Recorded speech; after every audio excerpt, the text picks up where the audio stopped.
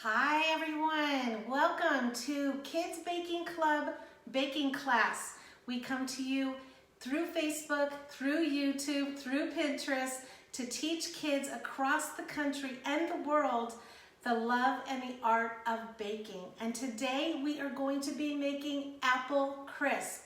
What is apple crisp? The way that I explain it, it's like an apple crumble pie without the pie crust. So you don't have to prepare the pie crust. We're just doing apples and a topping, and it's delicious. Perfect for a delicious breakfast, snack, or dessert with vanilla ice cream and whipped cream. It is definitely a fall favorite, and I cannot wait to show you how to make it. Hey, we are doing something really, really special. We know that Halloween is going to be very different for our kids this year.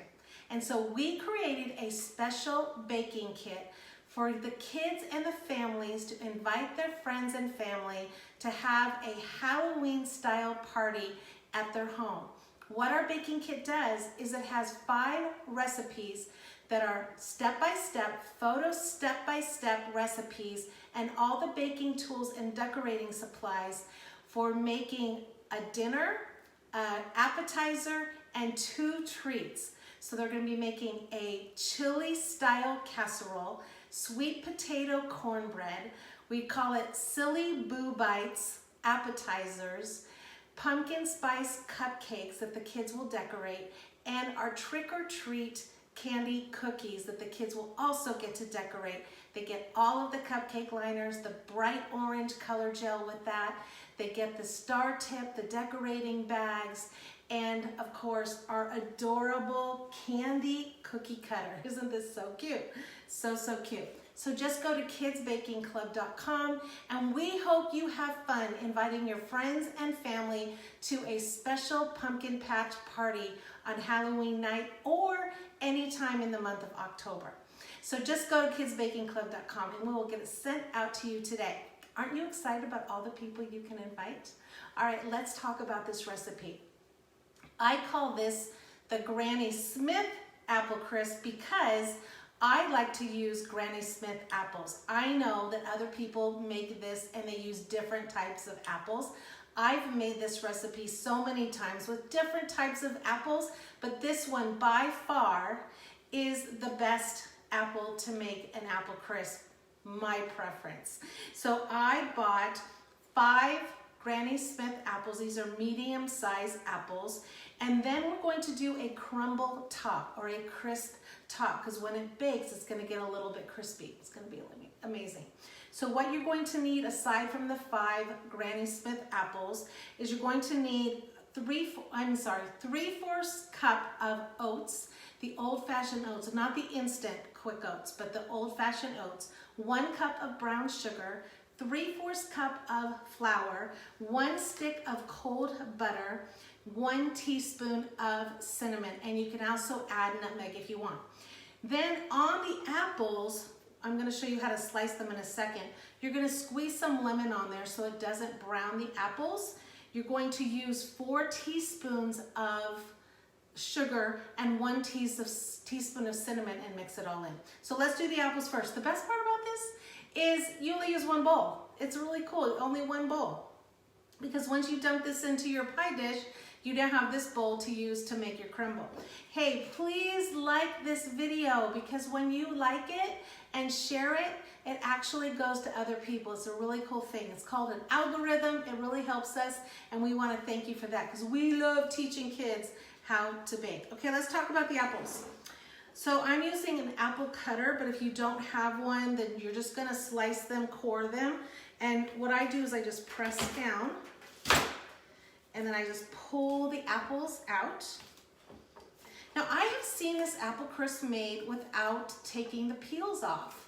And that's up to you. Some people like the peels on, some people prefer them off. I prefer them off. So I'm going to actually take a knife. Now this is the part where your parents have to help you out because they need to peel it off, but you can actually do the slicing and actually put them in the bowl.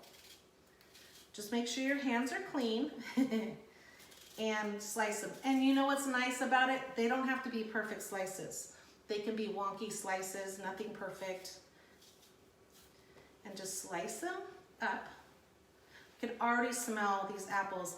This last Sunday, I went up to the apple farms up near where I live. It's an area called Julian, and they have apple trees everywhere.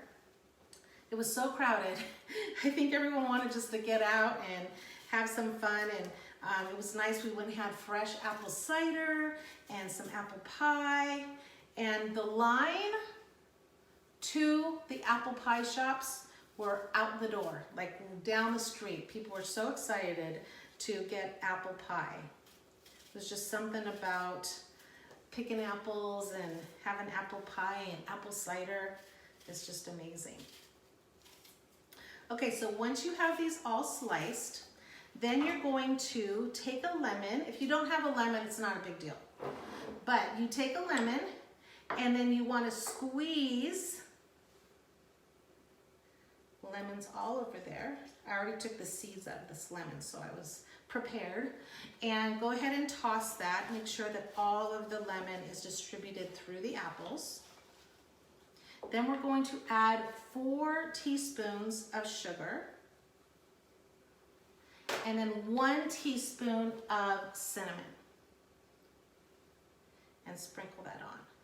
Then we're going to stir this really well. All right, so we're going to stir that. Now you either need a pie dish or some type of casserole dish. This is going to go into a little bit of a slower oven. It's going to go in an oven at 325 degrees for about 40 minutes. So you're going to take your pie dish, I love this pie dish, and dump that in. And now I have the bowl that I can use for my crumble topping. So I'm going to spread that out, kind of lay it down flat. Try to get them as flat so everyone gets a nice hearty piece. This will serve about 8 people.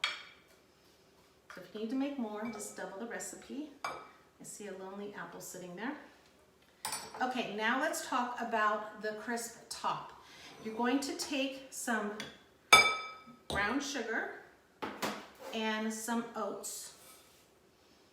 And go ahead. The reason why we use old-fashioned oats and not the instant is because sometimes when you do the instant and you add butter to it, it actually kind of makes it a little moister than I like. I like it when it's a little bit more rustic. You really can get the flavor of the oatmeal. So once that's all mixed in really, really well, you're going to add your 1 cup of flour. And this is just going to bind it really, really well. Binding all these together. So when it bakes, it's almost like an oatmeal cookie on top of the apples. So if you like oatmeal cookies, you are going to love, love, love, love, love this recipe. All right, now we're going to add 1 teaspoon of cinnamon, give it a little bit more spice. If you want to, you can add a little bit of nutmeg, maybe 1/4 of a teaspoon. And if you love that pumpkin pie spice that you can buy in the stores, then go ahead and do like 1/2 teaspoon of cinnamon and then 1 teaspoon of pumpkin pie spice. And that's just so good. There's nothing better than the smell of apples baking in the oven. Okay, now you're gonna get 1 stick of cold butter, and just like I did with the pie crust and the muffins I made the other day, you're going to cube it. Do you see how I cubed them? And go ahead and cube it. Have your parents help you with that, because you do need a knife with that. If you don't have time to cube it, then go ahead and just use your fingers to make it into small little pieces. You don't want to just drop 1 clump of butter in here. It's just going to be too difficult to mix it up. So go ahead and mix those cubes up. You can see right here. But then you're going to need either a pastry blender or your hands to get the butter more mixed in. First, I'm just tossing it really quick here. Then you're going, this is a pastry blender. I had someone email me and ask me, where do you buy a pastry blender like that? Well, I actually bought this one in Walmart, but I've seen them at Target, I've seen them at other stores, and of course you can get them online. This butter is going to melt into this dough and actually make it kind of a crispy topping instead of using melted butter or softened butter. Okay, I'm gonna mix this in. Get all that butter. Don't want to have any of it left over, right? Okay, now we're going to mix. And now this is going to go on top of your pie dish. So go ahead and put it on top. And it looks a little rustic, like it's all on top, but that's okay. And then you want to take your hands and you want to press down as hard as you can. And see, it kind of looks like a nice pie on top. But this is going to bake in the oven for about 40 minutes. And when it comes out, it will be sizzling hot. You want to serve it warm. So if you're not going to eat it right away or going to need to put it in the refrigerator, then go ahead and put it back in the oven for maybe 10 minutes at 325 degrees to get it nice and crispy and delicious again. Okay, wonderful. Well, thank you for joining me today. We love coming to you. We believe that kids' lives are enhanced if they learn baking skills and decorating skills. And please join us for creating a pumpkin patch party for our kids, for our families, because this Halloween, we're gonna make it the best ever for our kids. Don't you agree? I agree. We just need to do that right now for our kids. Our kids have been warriors, heroes. Parents are our superheroes, and we just want to thank you. So we will see you next time. All right, bye-bye.